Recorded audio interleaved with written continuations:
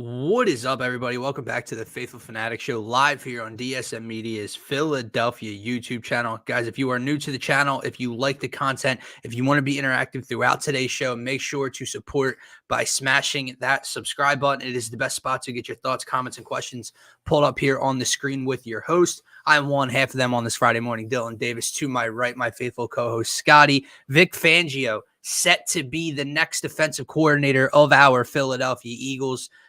Coaching staff being replenished. Jim Caldwell apparently interviewing for the linebackers coach and defensive backs coach position under Fangio. They're still looking for their new offensive coordinator. Howie Roseman, Nick Sirianni speak for the first time this offseason. A lot about nothing. Scotty, we're going to talk about our takeaways and notes from that press conference, and the Sixers get routed in Indiana last night against the Pacers without Tyrese Halliburton. So we'll talk about that approaching the deadline. What fits are we looking for as we continue to try to improve this team, man? But happy Friday. Two different vibes. Like I said, Black, it's like I'm going to a funeral. You're over here trying to bring some sunshine to the show. But what's going on?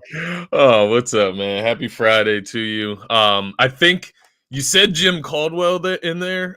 Did you mean Joe Barry?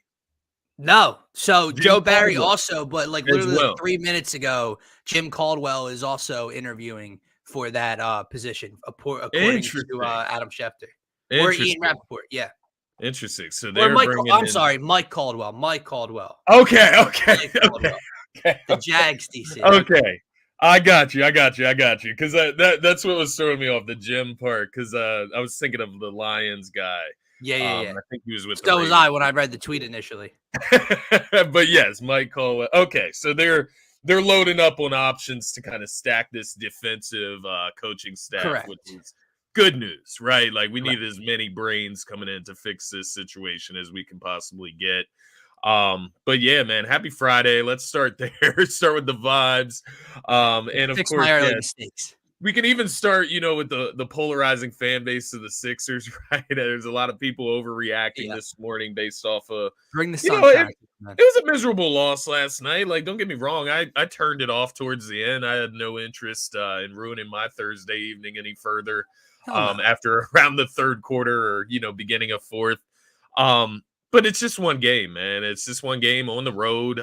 No D-Melt, no Tobias. There's a couple more guys missing it in the mix there as well.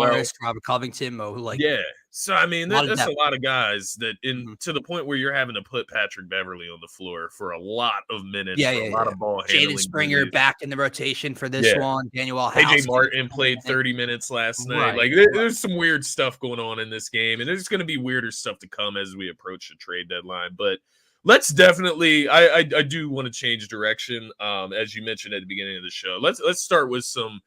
I think it's positive news with the Eagles, man. I do. Yeah. I think Vic Fangio, at the end of the day, this is where I would start it. I think Vic Fangio, if you're gonna live and die with that system, it's obvious the Eagles love Vic Fangio's system. If you're gonna live and die with it, live and die with the leader of it, right? Yeah. Like, let's not have a tree branch. Let's have the tree trunk, and the tree trunk is Vic Fangio. That was your tweet. I absolutely loved that tweet the other day, man, when they announced this. Now, again, he's not officially locked in, but I mean, from the moment that it was announced, Schefter put in the original tweet. Are there. Yeah. The Philadelphia Eagles are expected to get this done immediately, basically. I loved your tweet, man. Listen, the Eagles have been plucking branches from that Vic Fangio tree for the last couple of years and sticking with this system, and guys who are under the Vic Fangio tree, but maybe had their own spin and twist and ideas and philosophies on how to operate their defensive schemes. Yeah. Well, I know we wanted change, or maybe we wanted change. We wanted a different look, a different type of defense, right? But you might as well just go get the trade stuff. And that's exactly what the Eagles are doing. And now, mind you, this is who they wanted last year until Jonathan Gannon screwed them over. Yeah. So this has been their guy all along. Now, if this doesn't work out, heads are absolutely going to roll, right? They have to nail this hire. Vic Fangio has to prove to be the guy. But I do agree. I think it's positive news, man. Am I like overly hype about it? No.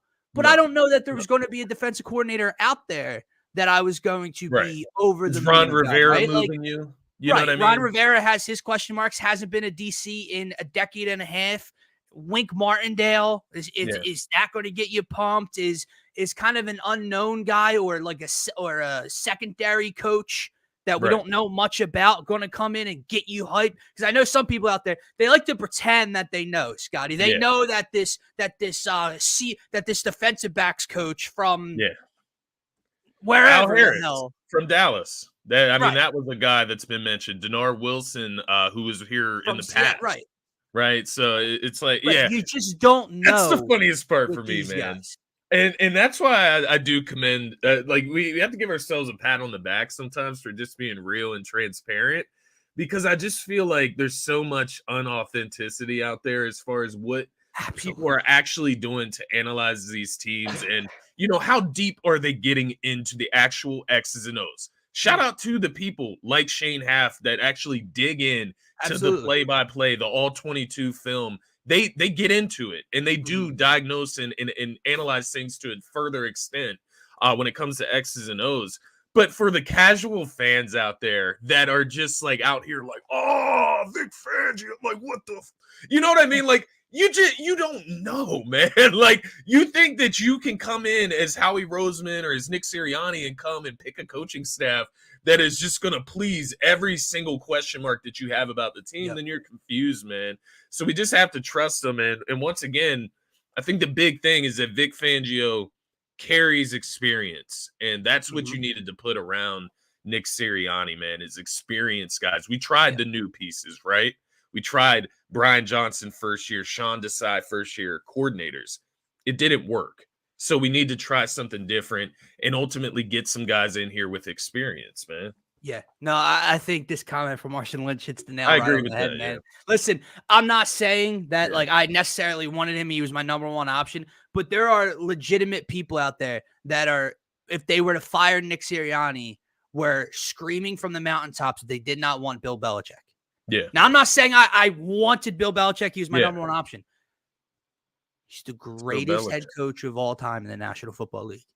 And these people are over here talking about an offensive coordinator from Tampa Bay or Houston is the best. Listen, maybe so. And maybe he's not. He's a defensive-minded guy. Maybe that's not what you think fits the team best. That's fine. I'm not even saying he was my number one option either. But to sit here and be like, they better not bring in Bill. What are you talking die on about? that hill. Yeah, I don't want Mike Vrabel. You don't want Mike Vrabel, who had playoffs, who went to the playoffs with Ryan Tannehill and that Tennessee Titans team. Yeah. Players love him. Former players all over love him. No, we don't want him. We want the OC from this team that we know nothing about. We pretend we know. Those are the people that really bother me, man, on Eagles Twitter and on social media in general, man.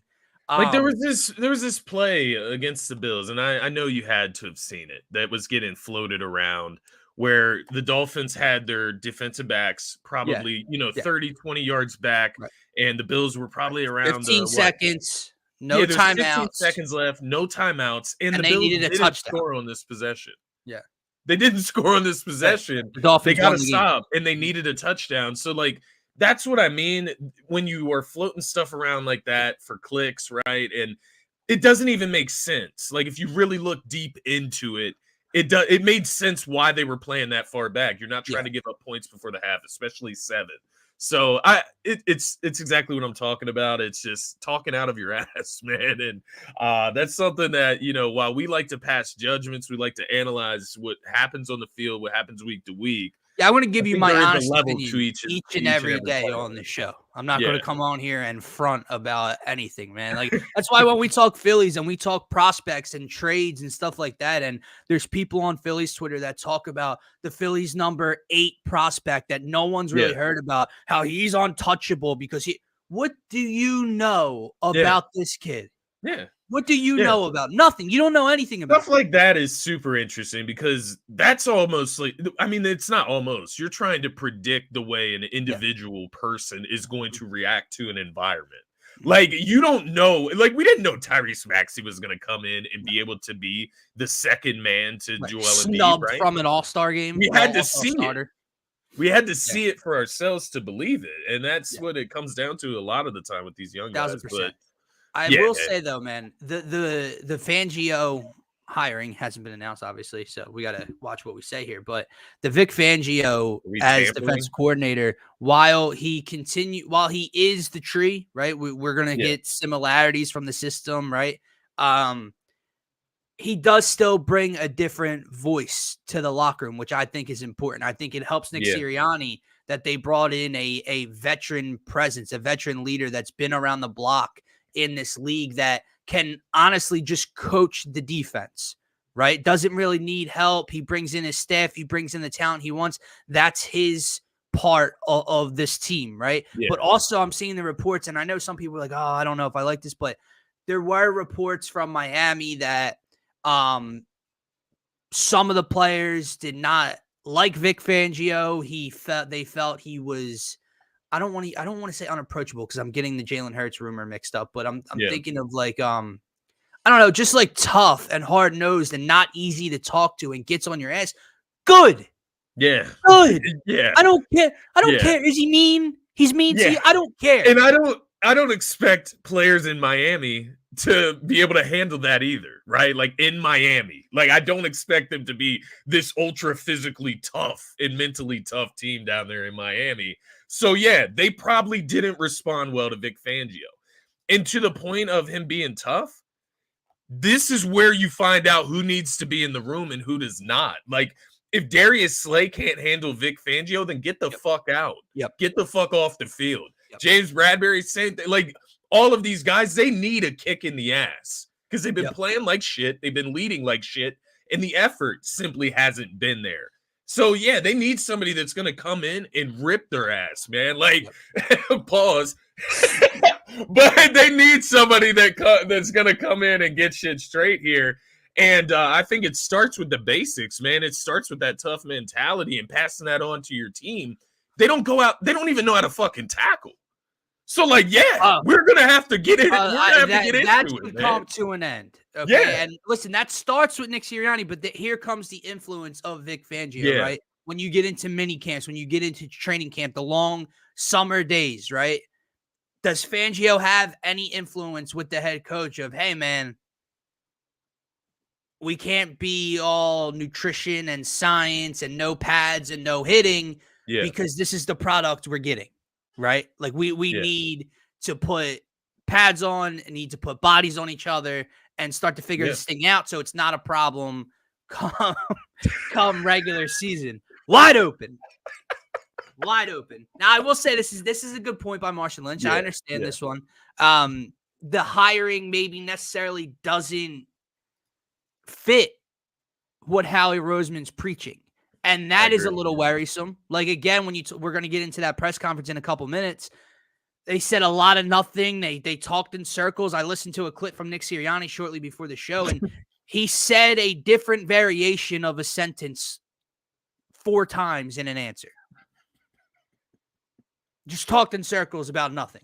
So when you listen to Howie Roseman talk about having to be ahead of the curve and whatever, this doesn't feel like getting ahead of the curve. This doesn't feel like change. Yeah. But again, I'm still okay with it because you're not just plucking whoever that was under Vic Fangio and shares his philosophy and et cetera. No, you went out and you got the actual tree in the room. So for that reason, I will just have to trust it because again, what can I change sitting here? Am I just going to bitch and complain all off season about it? Yeah, no, exactly. Now you give me 3 weeks of shit defense, and we're gonna let you have it. And and I think that's like the proof in the pudding type of situation we're in now. At least if they do end up finalizing the deal and bringing Vic Fangio in, is that you finally get to know if the creator of this system, if the system actually works.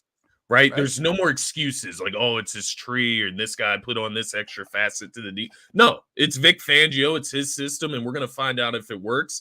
And if it doesn't, like you said, heads are going to roll. Yeah, and it's going to force change, right? Listen, man, if this season is big on Nick Sirianni's future with the Philadelphia Eagles or in the NFL, This season is big as well for Howie Roseman. Now, do I think Howie will go anywhere even if the season's a failure? No, I do not. It feels like he's tying himself in with Sirianni, though. It's like he's strapping himself up for this ride with Sirianni. That's almost what the press conference felt like. When you look at the defensive side of things, right, because there's been this conversation from the time Gannon got here to the time Desai and Patricia just left.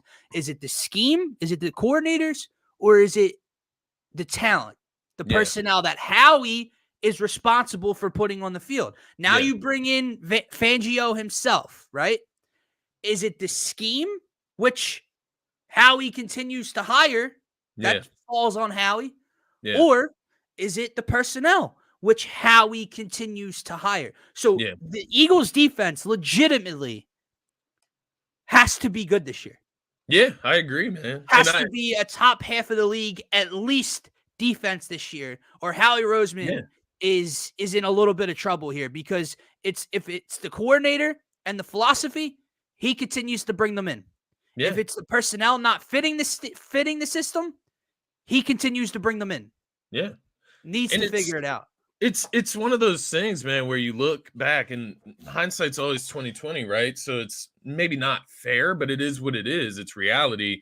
And we can go back to last offseason, the mistakes made right now, right? Like, obviously, these situations can turn into Brandon Graham situations, right? With the draft, right? Like Brian Branch, maybe Nolan Smith comes out this year, he gets the opportunity and he has, 5 to 10 sacks this year. Maybe he comes out and explodes and Howie looks right there. But right now, Brian Branch looks like he would have been the better pick for our defense and what we need, right? Like, looking at it right now in hindsight, that was a mistake. Right. James Bradbury, hindsight. I mean, we could see what he looks like at the beginning of next season, but this guy looks cooked. Yeah. That was a mistake, bringing him in over guys like CGJ, TJ Edwards, even Kaiser White. I know they're not the same positions, but those players would have been better for this defense ultimately this season. Once again, things can change over time. Hindsight is 2020. But if we take ourselves through this offseason, the things that Howie tries to address the defense with this offseason as well, if he misses on these opportunities, he's going to come into question. Now, there's always the conversation of, how much power does Howie have? How connected are he and Jeffrey Lurie? And I think, this time, this era that we're about to face will show us. If things go wrong, it will show us how strong that connection is, because there has been some critical mistakes here made, whether it's been draft or it's been free agency decisions or trades. It's hard to not go back and look at this stuff. I mean, to just go back to the Kyle Hamilton and Jordan Davis pick, there were a lot of Eagles fans that sat there that night and looked at the situation and said, that was a divisive we want pick. Kyle Hamilton, right? Like, we want that just knockdown pedigree safety, right? That perfect prospect. Use a first round pick on your secondary for once, goddammit. And he goes and he drafts Jordan Davis. People can get by with it because it's a Georgia Bulldog. He's a national champion. It is a position that is important in the NFL. But we're 2 years in, or 2 to 3 years into this situation? Kyle Hamilton looks like the knockout pick that it should have been. It can turn into a Brandon Graham situation, but these are misses right now. And so, this is a huge, huge offseason for Howie Roseman. I think he knows that. That's one takeaway I did take from the press conference. Howie knows that this situation reflects him almost, I don't want to say just as much as Sirianni, but it reflects him a lot, right? I think they both know it. I think Nick's a lot better at playing dumb. I think Nick's a lot better of it was business as usual. Again, we're going to get into that in literally like 2-3 minutes here. But when Nick spoke about, his end of season meeting with Jeffrey Lurie, that it was business as usual. It wasn't anything different than the last 3 years. All right. Sure. The last thing I'll say with bringing in Vic Fangio himself is there is a sense of excitement, or something that I'm looking forward to seeing what players we already have the answers to that we think are done, or we think don't fit or can't play in this league, and what players can kind of revive and rejuvenate themselves with the actual system itself. Kevin Byard is under contract this year unless the Eagles were to move on from him. Yeah. Can Kevin again, this should all come down to Vic Fangio. This should not be a Howie Roseman decision itself. He needs to sit down with Vic Fangio, and Vic Fangio needs to look at this current roster, needs to look at free agents, potential trade options, and say, these are the types of dudes I need on this unit. And if Kevin Byard fits that, I'm excited to see, can Kevin Byard actually be an impactful player for the Eagles? I know Marshawn Lynch is going to love this one, but listen, man, we can't. That's the thing with Howie, right? Yeah. It was a terrible offseason for him in hindsight, and even midseason for him in hindsight. Yeah. But we can't act. Again, this is where I'll be truthful. I can't act like I wasn't on board with everything for the most part. Yeah. I can't.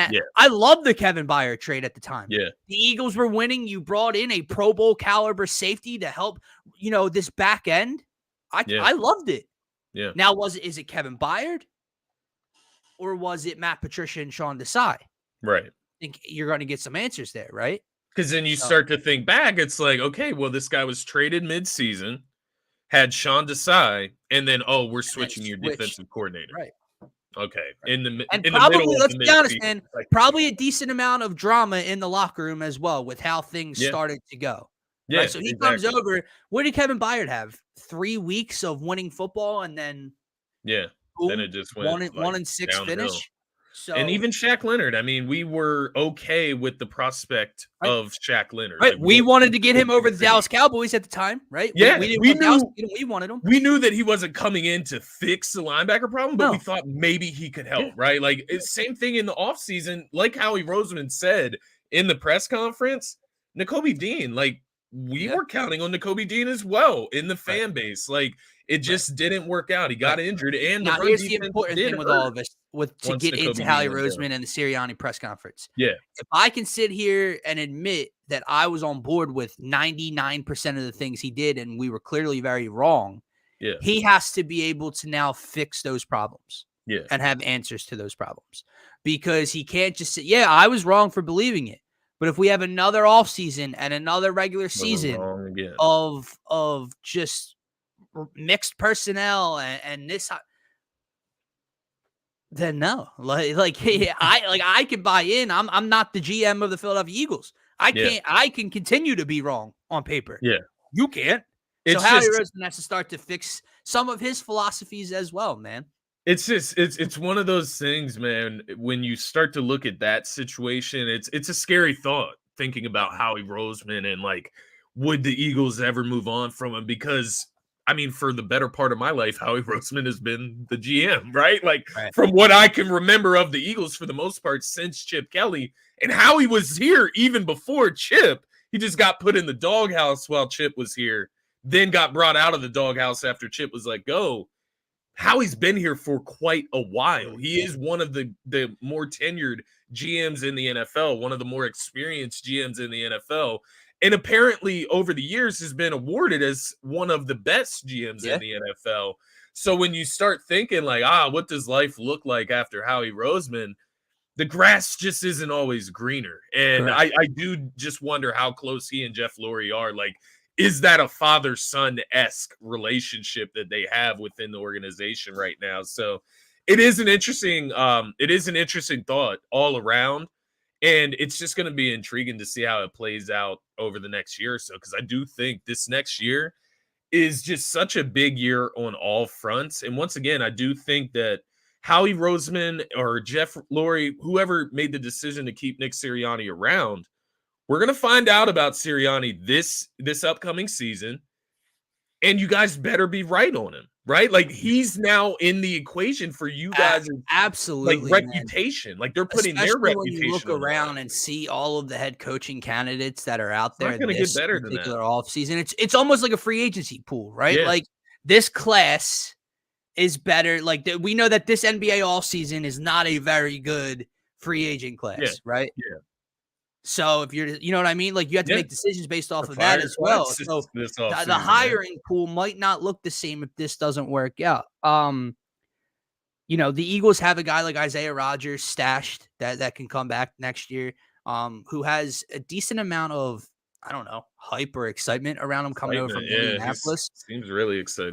You got Keely Ringo and Eli Ricks, who got a playoff experience this year. Darius Slay is going to stay. Avonte Maddox, Kevin Byard. Hopefully, we'll see if he stays. Reed Blankenship. Howie has to hammer the linebacker position, man. Yeah. I think I think you can get by with the secondary, Scotty. I really do. I know that sounds crazy. Yeah. I think you can get by with the secondary if the scheme changes. Yeah. No, because again, I'm not trying to go down a rabbit hole of what has went wrong and who's right and wrong when it comes to the issues on defense. It doesn't matter who your corners and safeties are if they're put off the line of scrimmage and if there's no pass rush. It doesn't matter. They can look as bad as they want to. It does not matter who's back there. So I think personnel-wise, you can get away with that team. I think you need better linebackers and a different scheme in terms of getting after the quarterback, blitz packages, playing more bump and man coverage a little bit. Just look at San Fran's corners. Look at Baltimore's corners. These are the two best defenses in the NFL for my money. And they have Ronald Darby starting at corner in the playoffs for them in Baltimore, right? Obviously, I believe Marlon Humphrey was out of that game. But ultimately, Ronald Darby gets the start, and they shut down the Houston offense. That's a system, right? A system led by great linebackers, for one. Mm-hmm. And it just spreads around. When you have a leader in the middle like that can control everything and centralize it and have everybody on track, because that's one of the bigger parts, too. It was tackling, fundamentals, and then communication. These guys didn't know how to communicate with that is a great point, man. It's something we kind of overlooked, but you talk about all the miscommunication in terms of the defense on the field, guys not knowing where they're supposed to be, running into each other. That void after Nakobe Dean got injured. If you think about the great leaders in NFL history on defense, where are they coming from? Linebacker and safety. Each and every time. Every time. You talk about the Ray Lewises of the world. You talk about the Patrick Willises of the world. You talk about the Ed Reeds of the world. You talk about Troy Polamalu. You can talk about them all, man. Every time. The middle of the field, right? That's where those two positions mostly play, right? The middle of the field. You need Vic Fangio's eyes and ears out on the field. And you need someone an extension of it. Somebody smart enough to be able to do that. Somebody smart enough and talented enough to be able to do that. And once again, you go to San Fran, you ask yourself, damn, Warner. Nick Bosa is a monster. He might be the most talented player on their defense. Eric Armstead, right? Can get after the quarterback, stuff the run on the defensive line. But who's the leader of the defense? It's Fred Warner. He might not be a better player per se than Nick Bosa. Although I would say that he probably is, honestly. But he might not be, right? But you're not going to have leaders on the defensive line that is going to be able to just have eyes in the back of their head while they're focused on getting after the communicate and it can't happen. People set up where they're supposed to be. When calls get adjusted the line of scrimmage, you see what? You see the linebacker who's the control of the defense pointing out, turning around over here, We don't have that, man. We have Zach Cunningham and Nicholas Morrow out there. They were throwing Nolan Smith back there in the middle at times, man. What, is he giving the communication out? A rookie edge rusher? Is he giving the communication out from the middle linebacker spot? These are the things that, I just didn't really think about while I'm in the midst of the season. But then you just start to look back and reflect, and you remember the blown coverages. And you remember Avonte Maddox running into another DB. It's so crazy that again, obviously it was clear that they were missing that in the regular season, but with all the issues and as bad as it looked and the lack of pass rush and the missed tackles, you don't really think about talking and football IQ at the time. You just look at the product on the field. And to Hunter's point here, who connects the front line to the back end? The linebackers. Exactly. You need that guy. You need the extension of your coordinator and your play caller out on the field. And they, A, don't have that, and B, haven't had that, man. Kaiser White wasn't that last year, right?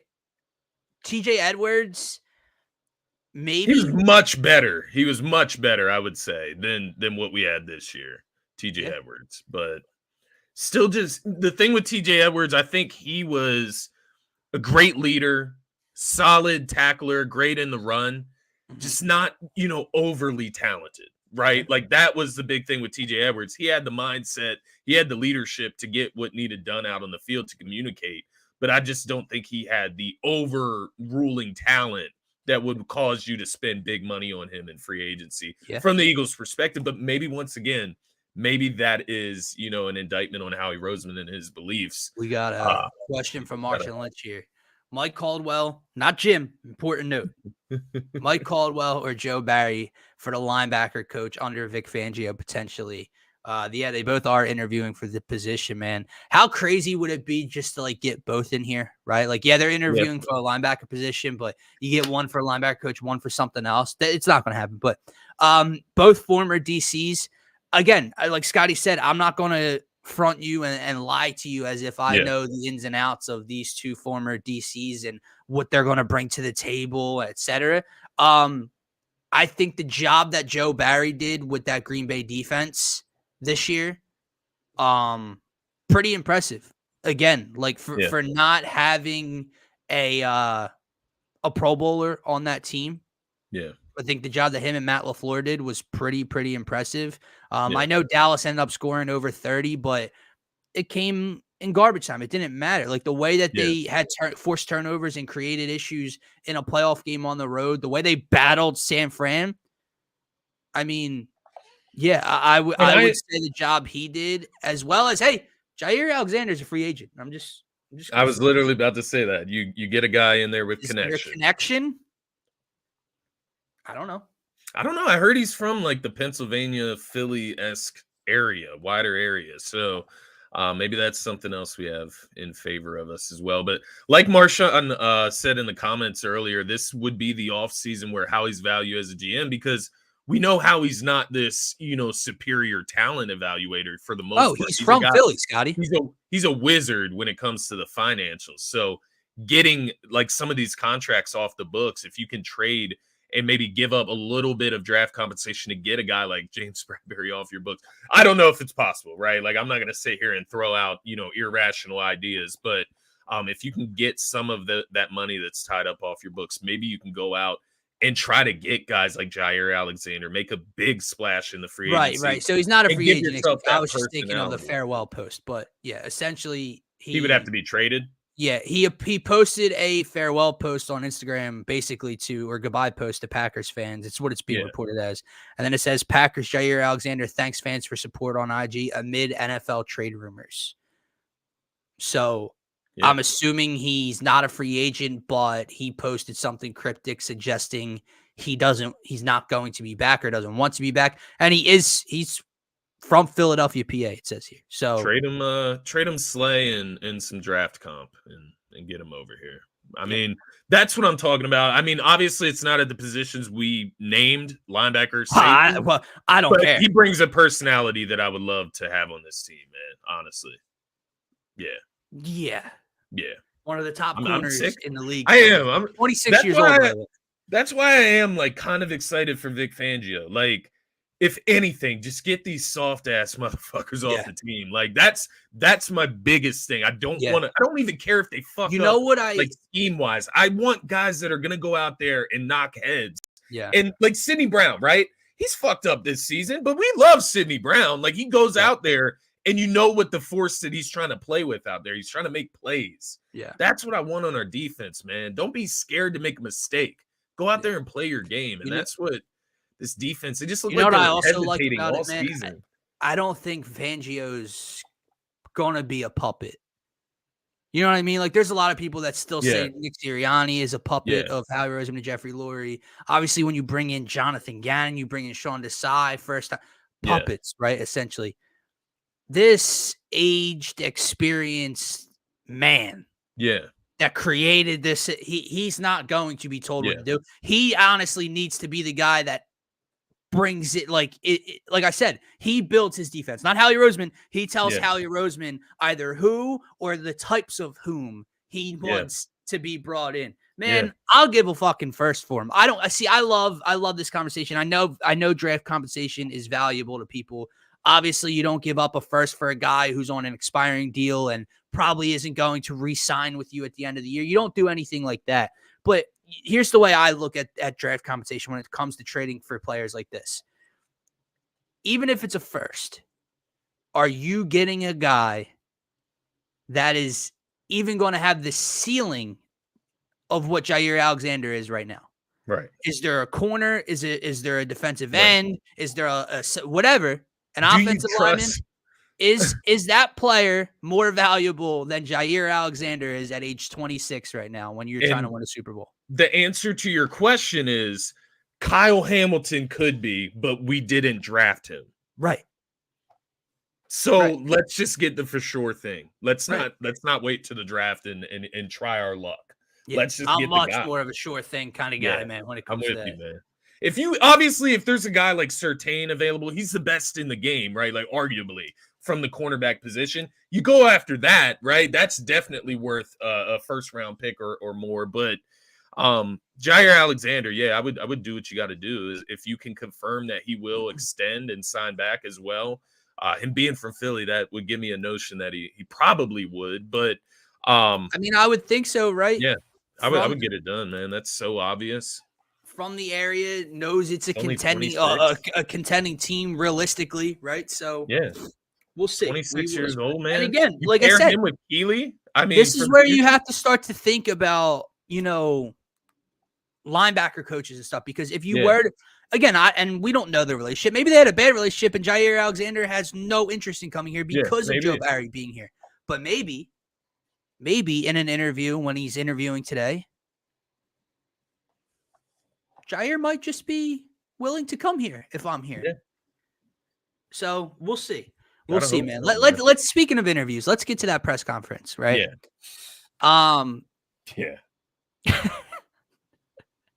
Let us know what you guys thought about Howie Roseman and Nick Sirianni on the mics the other day. A lot of nothing for me. A lot of talking in circles. Like I said, I watched Nick Sirianni or listen to Nick Sirianni say the same phrase of a sentence 3 or 4 different times in one response to a question. It was pretty embarrassing. So, what is Nick Sirianni saying? Again, I think Nick understands the position he's in while trying to portray that it's business as usual, obviously. He said he's going to sit in more on defensive meetings maybe this year, Scotty. Maybe that's the big change that's needed. Here's my thing, right? So again, I watch this and I think, man, it only justifies my belief that he should be gone now even more because I just don't trust it to get turned around. The thing that worried me the most first of all, he was literally basically asked, I believe by not Zach Berman, I forget who it was. He was basically asked, what do you do here? Or what are you going to be doing? It was so cringeworthy to have to hear that question because I know that feeling of that had to be in Nick Sirianni's body. I was embarrassed for it. To hear him say when searching for their next offensive coordinator, they're looking for someone that they can share ideas and so. No, get the fuck off the boat, Nick. Get out of the room, Nick. You cannot be involved in this offense at all. That is proven. You cannot be involved. You can sit in on meetings. You can control the play. You can delegate. That's your job. I get it. Not some coaches do that, right? But it cannot be any variation of your philosophies and ideas and scheme and route concepts. Get out of the room. That's what worries me the most, man, is they are going to bring someone in and Nick Sirianni is still going to have maybe less than he's had, but still some control and say over this offense. And that frightens the hell out of me. I thought it was funny when, Howie kind of took over the press conference. he basically at a certain point said, okay, let me answer a few questions here, because I don't know if it's just what he was hearing from Nick coming out of the right side of his ear, or you could sense that they were just peppering Nick. Yeah, like he was just getting cooked. He was getting cooked on the skillet with some of those questions, man. And how he was just like, you know what, let me take a little bit of the fire from Nick here and take some of this heat. But it kind of showed me where we are between the relationship. This is Howie, right? This is Howie's little guy here in the press conference that he's got to maneuver and puppet in a sense. And I feel bad for Sirianni that it's gotten to this point, but at the same time, it's all of his own wrongdoing. It's all of his own mistakes that's gotten him to this situation. And what I'm hoping, man, I've seen the interview rumors with Kellen Moore. Hoping they bring him in. I'm hoping that that's the guy, even over like a guy like Cliff Kingsbury. I don't want him. I want Kellen Moore. I want a guy that has been considered for coaching, head coaching candidates spots before, right? Had a tough time in LA. What we may find out is that Justin Herbert struggles, like that he's just not that guy, right? Because Kellen Moore had that Dallas offense rolling, right? I believe they were second in the NFL in scoring and total offense. Then you get to the playoffs and you get the Dak game, and that kind of just plummets. And he's also coaching under Mike McCarthy. And last year he's coaching under Kellen Moore. Now, again, the way we're talking about Nick Sirianni, I shouldn't be talking about it as if he's coming here to coach under Nick Sirianni. So Kellen Moore can do a hell of a job now compared to those two previous head coaches. But I would still take Nick Sirianni over each of those two head coaches, even as down as I am on him right now. Yeah, no doubt. But what I'm saying is that with Kellen Moore, at least that puts even more heat on Nick Sirianni. Correct. Bring in a guy like that, a guy that could be an interim head coach if you needed him to, right? Like, these are the things I'm looking at. And obviously Vic Fangio falls into that category as well, although I just don't think the Eagles will go in a defensive head coach direction. It just doesn't feel like they'll do that.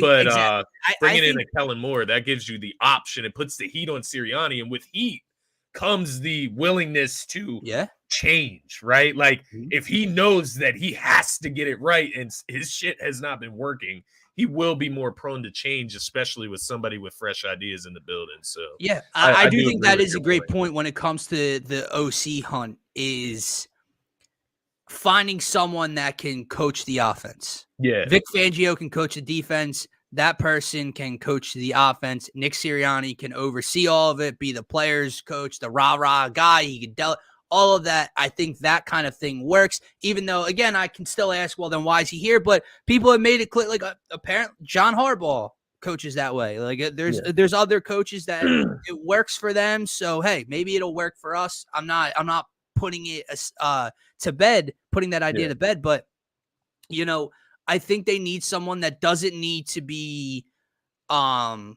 coached up or walked through how to do this job. We don't need another Brian Johnson. Right. You don't need to promote somebody that never called plays at this level, etc. I don't need that. Like I saw the rumors about Gerard Johnson from the Texans, the QB's coach, and once again, if it was last year and we were going through this process and you bring in Gerard Johnson, but here's my question, area, all of these things, these ties, I'm not with Jalen Hurts. I'm not with it. Last offseason, it would have been fine, but it's just Brian Johnson again. That's what I'm saying, right? Like, it's the same then he comes from Houston. CJ Stroud, rookie, had a hell of a year. You can give some credit where it's due to him. Yeah, absolutely. But Bobby Slowick's getting a job or should get a job. He's the OC, right? That dude is what Brian Johnson was last year. Yeah. What kind of season did Jalen Hurts have in 2022? Exactly. An MVP caliber season. Exactly. He got promoted. What did Brian Johnson look like? So it's no different. It's almost the exact same situation. I don't need that. I don't want that. And it's not that Gerard Johnson is just penciled in to fail. It's just that you can't afford to take that risk again. I can't afford you have the to get question somebody mark. with experience. Yep. The air raid offense, I feel you, Marshawn Lynch. The truth is the Eagles are not bringing in an offensive coordinator that's going to pound the football. It's not going to happen. They're going to bring in a coordinator that airs it out. What the owner wants to do. I think it's an organizational philosophy, right or wrong. Not saying it's right with the offensive line we've had for years, but Yeah, and They're where gonna was pass the it? ball. You bring in AJ Brown, you extend Devontae Smith, you Right. have Dallas Goedert, you're gonna throw the goddamn football. You put so Yeah. much money into it, so The more he you have talks, to. I feel like he has no control. This was the comment I was looking for. Like Nicholas, if you were in all those offensive meetings, if it was your offense, then why do you have no answers for what went wrong? Right. They asked him why things went stale. Yeah. And he just talked in circles. He Talked in gave no circles. Yeah. input. He said, and then he gets into this offseason having to look in the mirror and figure out with the new OC they bring in and to improve this team moving forward adjusting when to with protections or when to run the ball more and when to do this, and it's like, bro, you had 7 weeks to look in the mirror and adjust, and you refuse to. Yeah. So why don't you sell me on why you should have this job? And I think that was the funniest thing, man. He said, you better believe I'm going to try to reprove myself. So, Nick, let me ask you something. In the beginning of the interview, at the beginning of the press conference, you told us it was business as usual. This offseason wasn't different. Well, if it wasn't different, why do you have to reprove yourself? Yeah. If it was the same because there were no issues going on with your job security, why do you have to reprove yourself? Let me ask you that. Who are you reproving yourself to? Us or your football team? Right. Like, are you trying to get the buyback of your football team? Because if that's the case, man. But what I'll say, I believe he said Mr. Lurie and Howie. I think that's what he said, and it's like what I would say, Dylan, about the press conference overall. Like, to be fair to Howie and Nick, I don't know what I really wanted to hear. You know what I mean? Like, I don't know what I could have heard that would have made me feel better about what happened and about moving forward in the direction we're going. Like, I think I just that don't know if there was an answer that would have been there for me. I agree. I think that as well. Like, you kind of, what do you want to hear? You want to hear accountability, right? If you hear accountability, you're just going to get with Jalen every meeting, every offensive meeting. Like, me and Jalen were getting into it. Right. Do you want to hear the truth? I just don't think that was realistic. But at the same time, I hear Nick Nurse speak, and I hear Rob Thompson and Dave Dombrowski speak. I hear John Tortorella, the head coach of the Flyers, talk. And it's like, you get honesty, you get truth, you get accountability, you get respect ultimately. Yeah. I don't respect what this team is doing right now. Let me ask you this. He's almost like trying to talk himself into believing what he's saying. You know what I mean? Like, right here. Almost what it feels like. There was no confidence in his responses. Like you said, I don't know if he was believing to it. Yeah. Believing what he was saying.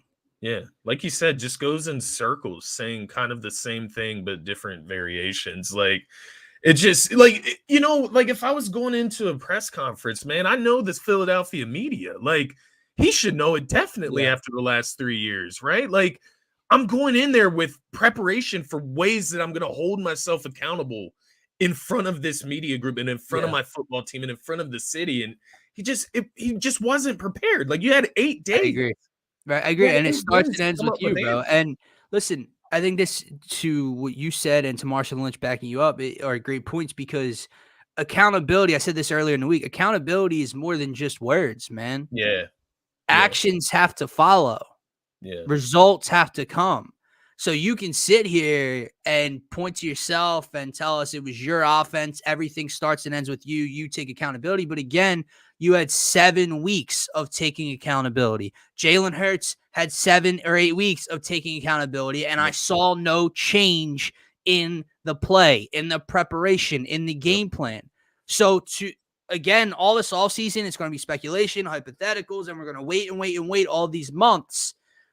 But nothing can really be said until results change on the football field.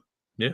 And that's the hard truth of it. It's January, and we have to wait till September to have any type of result or answer. Yeah. And the thing is, we can go out here and we can have the best off season that we feel that we've ever had.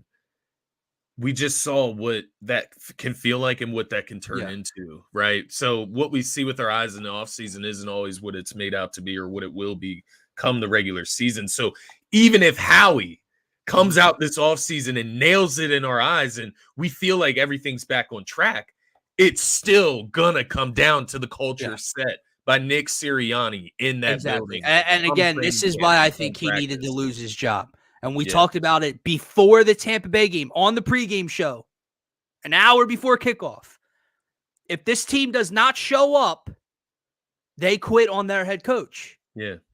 And I mean, forget not showing up. They just sat down and tucked themselves into bed on the field, man.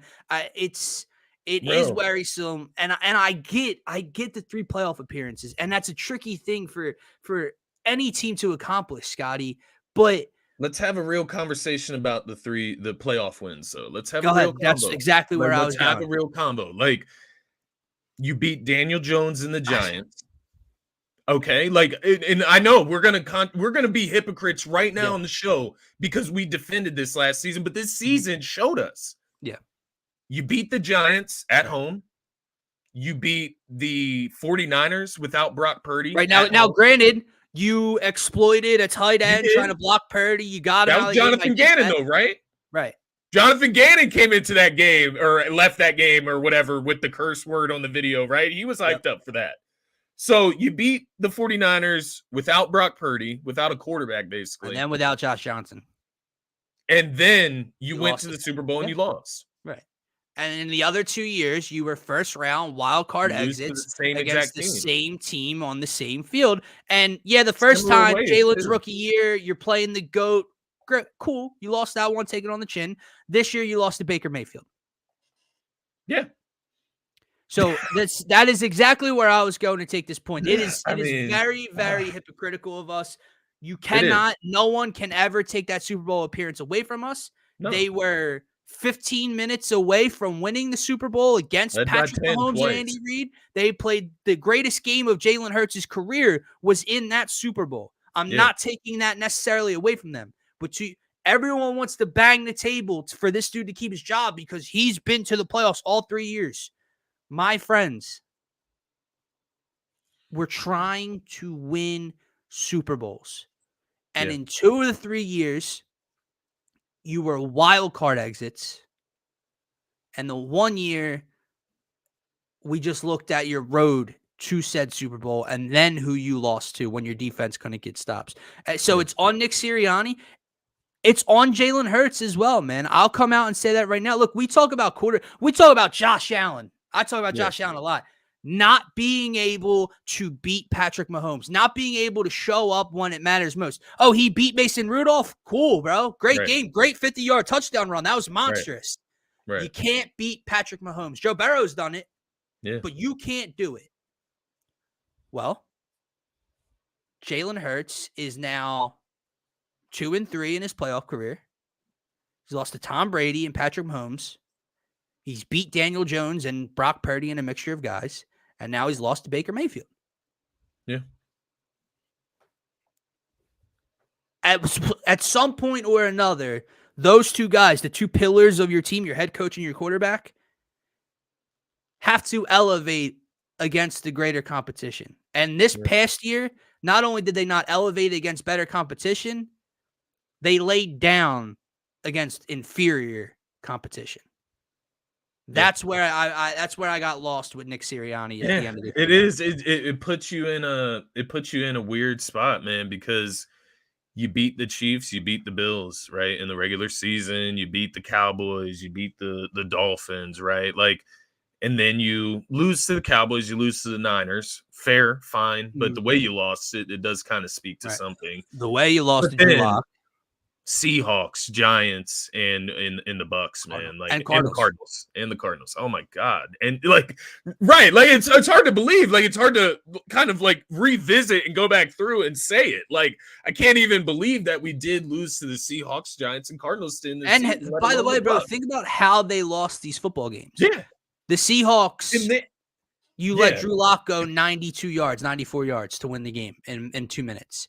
The Cardinals. You didn't force Kyler Murray's offense to punt a single time. The Bucs, he got fucking routed and scored 9 points. Railed, like dude. they just created new ways to collapse, essentially. No answer for blitz. Like it was wild to see how it played out, man. But that's why it's so confusing. I want to buy in. I hope that Sirianni can get this thing up and rolling by training camp and get everybody to buy into him, because I want to buy into this team. I want to root for this team wholeheartedly. I don't want to go through a season. Hey man, I'm going to be an asshole back and forth and listen, like, should we fire Sirianni? Like, should we? Is Jalen Hurts a problem? Is he gonna ever be able to get back to that Super Bowl level? Like, I don't want to have to deal with this shit again, man. And let me tell you something, man. I'm going to be an asshole this offseason. I don't care. I know guys have lives and families and whatever plans, and veterans and proven guys have leashes in this league. I want to see the leaders of this team. I want to see almost everybody at voluntary workouts, at voluntary mini. I want to see those guys there. Yeah. I don't want to just see rookies and second and third year guys. How do you feel at these sessions? How do you feel about guys like Fletch? And I mean, I think they will bring BG back. I think BG is, no matter what, BG is good for culture. I'll say that, right? Like, BG always speaks in a way that he's not indicting the coaches. He's never going to do that. He's not going to indict the players. He's just going to speak positively about the future. And I think that's a good thing. But Fletcher Cox, right? Like, it concerns me that they are, that he's the one that's like 120% behind Sirianni. Like, why do you like him so much? Because you didn't have to practice that hard as a vet? Like, these are the other things that I'm wondering. What is setting the tone at practice for the way this stuff is going to be? Because if you have to let guys like Fletch go and explore other options with other teams in order to get this thing right and get the practice routines up to par and, make practice as physical and preparation as physical as possible to be ready for the regular season in these games, then that's what you have to do, right? Like, I can't do another season of like this pansy type of situation where these guys come out and just can't tackle or can't do the fundamentals of the game, man. I feel like you almost have to clear a lot of that stuff off of this team. As much as we love guys like Fletch, you have to clear like the empty weight off the team. But again, that is a head coach philosophy. I think a lot of things that people talked about or were concerned with even last year, and last year obviously we had much greater results, but the missed tackling and stuff, that is what you practice. That is training camp. That is week to week. And Nick Sirianni is one of the younger coaches, and I know more and more teams are doing it around the league. I'm not even saying it's necessarily an awful thing, but when you take days off and don't put pads on most of the time and don't lie, and you're not live tackling or whatever, it translates. Yeah, it does. I don't even at this level, it translates, man. I mean, think about this. They legitimately have 8 months or so until the regular season kicks off. Yeah. If you go 8 months without really, playing live games and tackling and etc., what's it going to look like in September? Yeah. Because that's what they look like. They look like a team, they got to 10-1, and it's like, oh, well, let's just like let's sit back and relax until the postseason and get ready then. And we can just turn it on once we get there. And it's like, no, you don't have that privilege of being able to do that. That's what I like to hope to believe happened, right? Like, they just fell asleep. And what I believe is that this team never had. And again, I know 10-1 is a very difficult. They fell into 10-1. But it's happened, man. The Arizona Cardinals were like 11-1, 11-0. The Pittsburgh Steelers were like 12-0, 12-1 a couple years ago.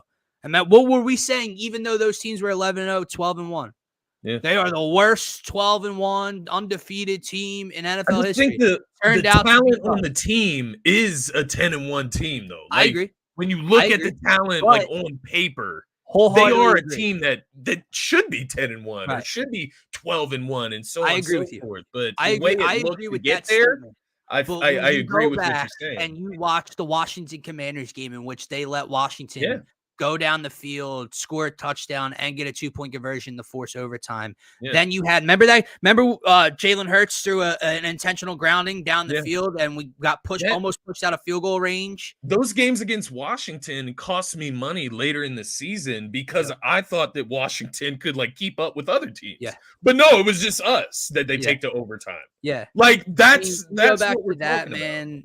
There were just a lot of things. Week 1, I mean, they looked like shit week 1 against New England It's the Patriots. Patriots, man. Mac Mac Jones. Jones had the ball on R25 with a chance to win the game. Think about that. The Dallas Cowboys came to Philly, and it was a great win at the time. I mean, think about how many self-inflicted mistakes Dallas had to cause a loss.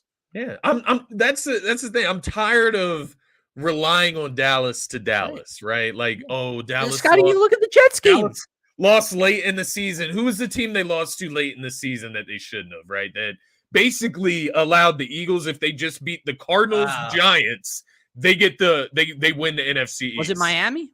They lost to Miami? Lost to Miami. They lost to Buffalo too, right? So they may have lost 2 in a row at that point.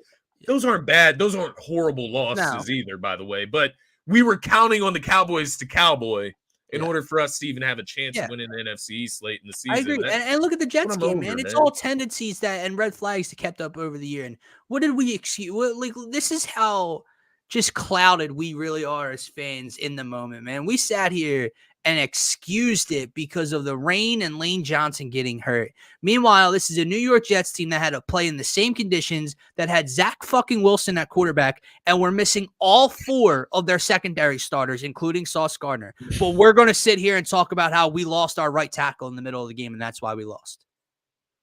That's how clouded we were. Yeah. I mean, I don't care if you were missing Jason Kelce and Lane Johnson in this game. You do not lose that football game. You do not turn the ball over 4 or 5 times. You do not allow Zach Wilson to have one of his statistically better games of the football season in this one. You just don't allow it to happen. And they did. They did. So that's how clouded we were this year. I think, honestly, man, I am looking back on it now. I'm happy that they lost to Tampa Bay and didn't win, and then went on to like lose a good game to Detroit or whatever the case may be, right? Because if that was the case, we'd be having a completely different tone. Maybe Vic Fangio's not here. Like, I don't know. I'm just saying. Like, so you look at all that. It was better for the team that they went out that way, but somehow Nick Sirianni has survived it. Yeah. So, I would rather have the reawakening right now and the realization right now than have it, next season, midway into the season, right? Like, this team just isn't the perfect product that we thought it was, leaving that Super Bowl loss, and now getting back to the Super Bowl looks a lot further away than right. How many steps backwards did we take this year? That's the question. So we'll see. We'll do this to end the show, man. Not that we're going to spend, another half hour on here, but talk a little bit of Sixers last night as they got pummeled in Indiana against the Pacers. Pascal Siakam puts up his first triple-double. No Tyrese Halliburton. Now, obviously, the Sixers were very shorthanded. No Tobias Harris, no DeAnthony Melton, no Marcus Morris, no Robert Covington, hell, no Mo Bamba. Like, they were missing a lot, man. Yeah. It's still a very ugly loss. I mean, the way the Sixers came out from the opening jump, the Pacers jumped out to like what, a 10-2, 8-2 lead right off the bat. With regardless if you were missing all those guys, the fact that Pacers did not have Tyrese Halliburton, like I know they're a good, young, athletic scoring team, but I'm watching lineups of Obi Toppin, Benedict Mathurin, Miles Turner. Like that's just not a lineup that should go out there and beat the dog shit out of you. And that's what the Pacers did. I will say, and I saw a lot of people, man, and here's where the wheels start to fall off for people. The Sixers lose one game after a bad game, I'll give you that, but they lose one game after winning 6 or 7 straight. Joel Embiid dropped 70, and now this team stinks, and Embiid's carrying them. Morey better be active at the deadline to fix it. Okay, let's cut the conversation right there. And then B, people start getting worried about the first round. Oh, I don't want to see Indiana. Oh, Miami and the Knicks are even worse matchups. Look, look, maybe they are, and maybe it'll be a 7-game series in the first round because these teams are very good. But like, they lost one game after winning 6 in a row. They're injured. They're sick. Let's calm down. I think the overreaction night to night is just too extreme when it comes to the Sixers team. If I had to give you one thing I didn't like, and I haven't liked in the 3 games they played Indiana this year, Scotty, they're now 1-2 versus the Pacers. They allow Indiana, and I know it's hard with how fast Indiana plays every team. They allow Indiana to dictate the pace of the game way too easily. Way too easily. It's like the Sixers, and I know the Sixers can run. Yeah, I get it. It's like the Sixers want to be in the track meet versus the Pacers, and I'll tell you now, no, you don't. Yeah, I don't like the way they allow Indiana to just grab a board and get out in transition off of a miss, not a long miss, a regular miss, right under the glass. Yeah. And then like we get a stop, we're down like let's just say we're down 10. We get 2 stops in a row, but we want to run and gun the other way and turn the ball. No, you have the best scorer in the league going against the guy he's dominated his entire career. The Pacers stink on defense. Get the looks you want. I don't think they've done a very good job of controlling how the game is being played against Indiana this year. Yeah. I think they allow Indiana to play their style way too well. Yeah, I looking at this game holistically, man, it's one of those games, and the Sixers haven't had many of them this season. That's why it's like it's really confusing the way the fan base is like reacting to this. Like they have won 6 straight, right? Embiid's been playing out of his mind. Max has been playing well. Tobias has even been playing well. He didn't play in this game, but it's just a Thursday night game. There's no Tyrese Halliburton on the other side. It is an undermanned, quote unquote, undermanned Pacers team. Joel Embiid knocks knees early on in this game. He's obviously bothered by it. Like, my God, man, please stay healthy. Yeah. You have to like kind of throw this game out, man. Like honestly, and like I do get it. The Pacers, they run fast. They score a lot of points. They're the team that's going to be impacted the most come the postseason. Mm-hmm. It's not the other teams that are going to be impacted. The other teams are good defensively in the Eastern Conference. Yeah, you can go down the list. You can go Boston, great defensively. Milwaukee, Philly, good defensively. New York, good to great defensively. Miami, good to great defensively. Like down the list, these teams are going to be better than Indiana defensively. Everything's going to tighten up. And to be fair, that's where the list stops for contenders, right? Exactly. It's something that's happened to the Sixers in the postseason in the past, right? We've been a number 1 seed and we get ousted in the playoffs come the ramp up of physicality, intensity, and defense. Right? We've seen it in the past. So like I'm not going to be tripping over this. I'm still at the same place I was going into the game as I am coming out of it. They need to add a ball handler. They need to take some of the stress off of Tyrese Maxey, and they need to do it right now. They need to get it done at the trade deadline because you need to get Tyrese Maxey some rest before you get to the postseason. Absolutely. He looked horrible last night shooting the basketball. He looked tired. All of his shots from the 3-point line hit the front of the rim. He wasn't able to get the ball up to the rim. Tyrese did not have a good game, a good shooting. Got to take some minutes off of Tyrese Maxey's legs, man. He is young. He's spry. He's in the pinnacle of his youth, but you still have to be careful with him when it comes to 38, 39 minutes over and over and over again, man. Being the motor, honestly. But Dino, Tobias, they help with that too, right? The ball handling, like Patrick. Sure. I was just gonna say that. Listen, Tyrese Halliburton is obviously 1,000 times more important to the Indiana Pacers than Tobias Harris and DeAnthony Melton are to the Sixers, just name-wise, talent, etc. Yeah, but, absolutely. Like the Sixers were missing 2 starters. Yeah. They were missing a Marcus Morris, who's played a lot off the bench for them, who can score for them. So now Jaden Springer and KJ Martin and Daniel House are all playing in the 20s to 30-minute mark. Yes, you're going to see a different product. So take a chill pill, relax. To Marshawn Lynch's point here. No doubt he has to be aggressive with the deadline. We're still on the same. We knew that. Yeah. And I will say this, though, to the last point. Feels like we're 1 or 2 players away from having a strong bench. I think the Sixers already have a strong bench. I think they have a good bench. It can be better, obviously. But B, I think they're a player or two away from feeling confident all times at all times with who's on the floor. Because regardless of how much Nick Nurse can fluctuate the rotation and match and pair guys on the floor together, regardless of how deep this bench can be and has been at times, there are moments where you have Paul Reed and Pat Bev and Tobias and Daniel House like on the floor together. Yeah. And when you're watching those runs, you look around and you go, individually, those are nice guys to have on your team as role players. Yeah. But on the floor at once, this is not a good unit. I think they're a player or two away from at all times Nick Nurse having the flexibility of having at least 3 guys on the floor that you are comfortable to score the basketball. And right? I think part of that equation, you could take one away if you can just get Kelly Oubre back on track. He's been obviously off track the last few games and even most of this month. Just not giving you the output that you ultimately want. He's had a few bangers in here. He had 24 points earlier in the month, 15, 16.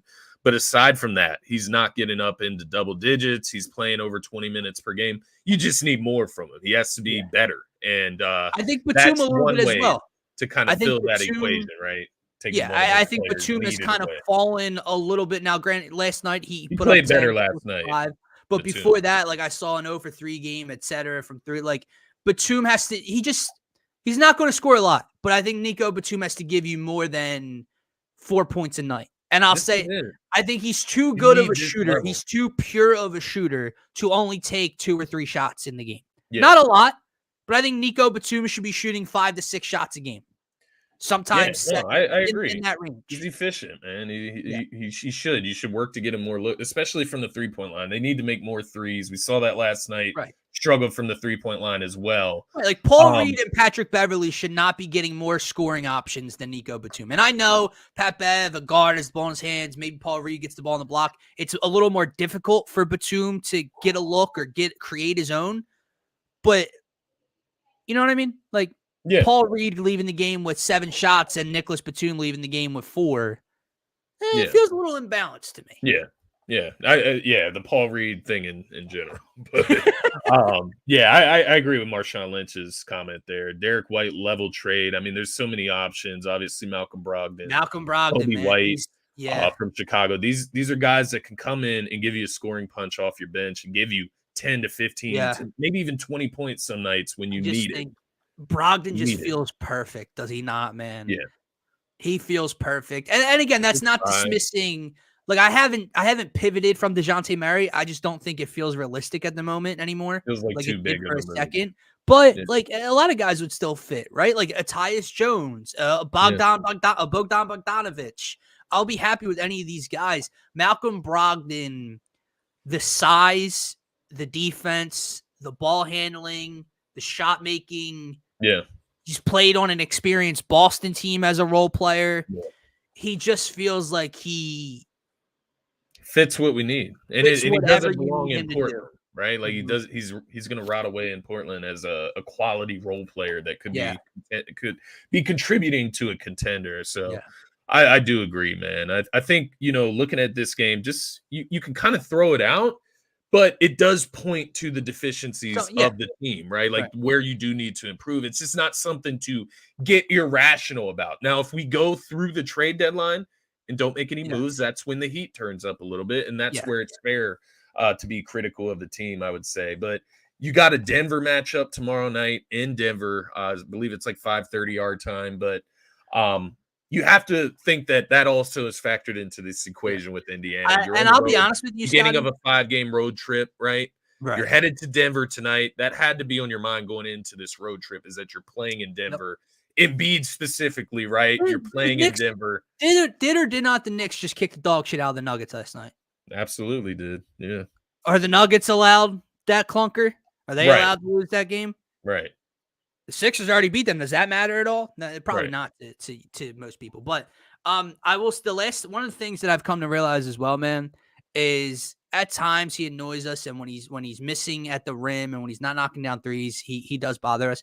I think DeAnthony Melton is very important to this team as constructed, because I know we saw like the first game of it put together when he missed and the lineup was explosive and they were knocking down threes.